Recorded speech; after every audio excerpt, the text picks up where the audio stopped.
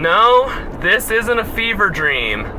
This is another episode of My Little Bootlegs, brought to you by your friendly neighborhood brony metalhead. I'm behind the wheel again. Let's see what crap we could dredge up this time. Well, here we are. Dollar General this time. Last time we were at Dollar Tree, but this is Dollar General. Let's do this thing. Be very, very quiet. I'm hunting bootlegs.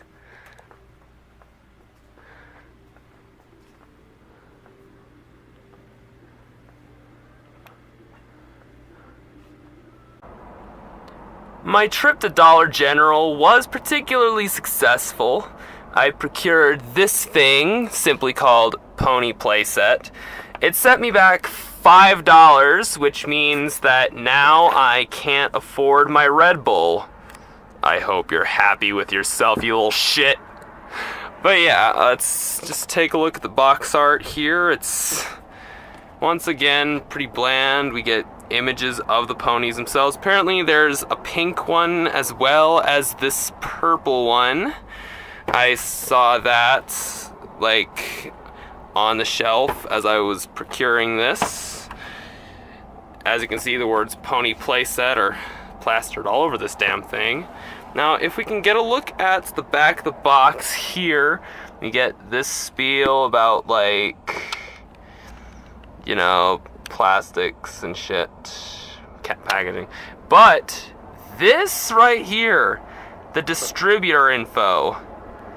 Yeah, this came from Tennessee, apparently. My boyfriend can attest to all the shit that comes out of that wretched state lately. But I digress. Yeah, that's, yeah. Alright, let's unbox this piece of shit.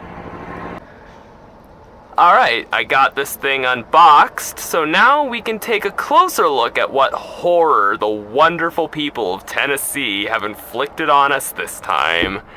As you can see, it's a pretty generic, maybe G3-ish inspired pony that's made of the same rubberized soft plastic that I often see when it comes to these things. The neck has a point of articulation, and for the first time ever, we have what seems to be a full-size pony without a cutie mark on either side. This is a new development. We look at the hooves, we see that made in China stamped right on there. But still, like, this, there's no cutie mark here. What happened to you? The eye paint, although not nightmarish, is pretty sloppy in places. It looks like it's chipping off in some places. I don't know if you take a look at the other side. Paint quality is a bit iffy on this one.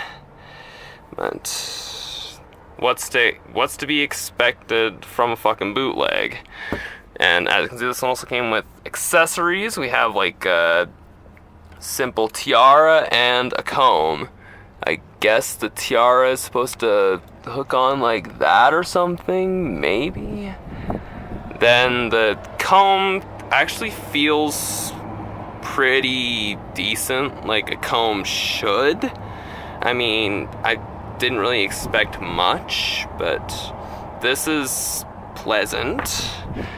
And the tiara itself seems really tight. Like, it seems stronger than I'd expect from something like this, which is a definite plus. But how strong really is this thing? Let's move on to the durability test and find out. Alright, so let's see how strong this thing is, starting with the accessories as per tradition. First up, I'm gonna check out the tiara and bend that a bit. This is pleasantly surprising. This part here is made of a really thick plastic that does not seem to want to give. That's definitely a step up in quality from what we've seen thus far. And I can give it props for that. I mean, you can hear the strain in my voice as I'm trying to bend this, and this piece isn't even bending. The parts that should bend seem actually fairly durable, like I can fiddle with these, and it doesn't just seem like it wants to disintegrate in my hand. All in all, I can give this props. Moving on to the comb now, as I've stated, it's just your standard run-of-the-mill comb.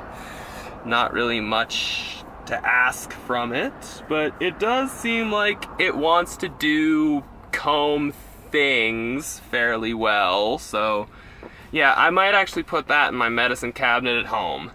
But now, we move on to the pony itself. Now, we've seen sets that have pretty durable accessories, but horrible ponies. So let's see what we're dealing with here, starting with a main pull. And it seems fairly well rooted in there. I can't seem to get any mane out, which I can definitely give it credit for. The mane is put in there quite well.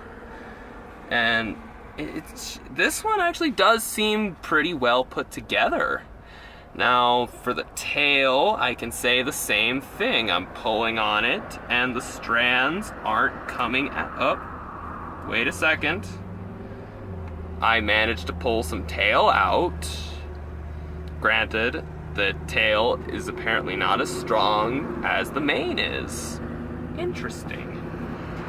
But as you see, the neck joint just came off with very minimal effort. Per usual, just when I was starting to think this was a half-decent bootleg. Fuck it! Fuck it! Fuck it! That is just when I was thinking it was decent, it decided to do that. Yeah, just as trash as all the others. This one really was all over the map in terms of quality. We have really good accessories with a fairly shoddy pony, and with a neck that I can pop off with ease. The mane seemed fairly rooted in, but the tail just pulled out. This consistency was all over the map with this one, and I can't say that, even though my boyfriend can attest that Tennessee does some pretty horrible shit, I gotta say, the accessories might be a point of salvage, but this pony itself just needs to fucking die, and I know just how we're gonna do it. Dead Bunny, this is for you, honey.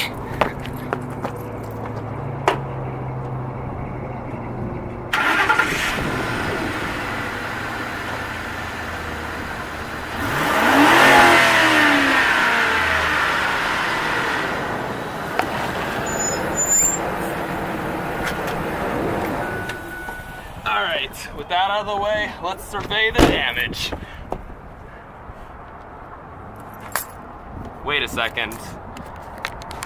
What damage? Once again, this soft rubbery plastic proves pretty much indestructible. I see the head popped off as I was running this over, and it's covered with tire treads now, but aside from that, there's actually no noticeable body deformation or anything of that caliber. And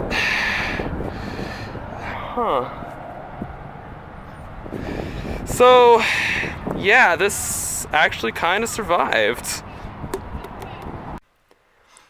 Oh, you thought I was done with this? Oh, well, you thought wrong. Really wrong. 9. I have something extra special planned for these. Mein Freund for der Blut und ich for der Flammen. We're burning this son of a bitch.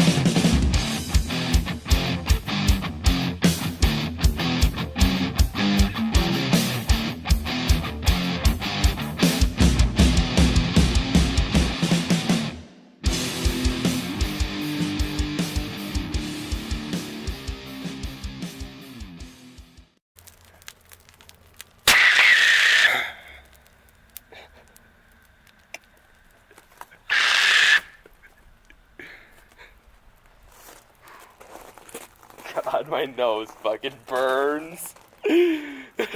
But so did that bootleg, so I'm not complaining. So that's what's left of our once glorious bootleg. A smoldering pile of ash. That was fun. This is for you, my love.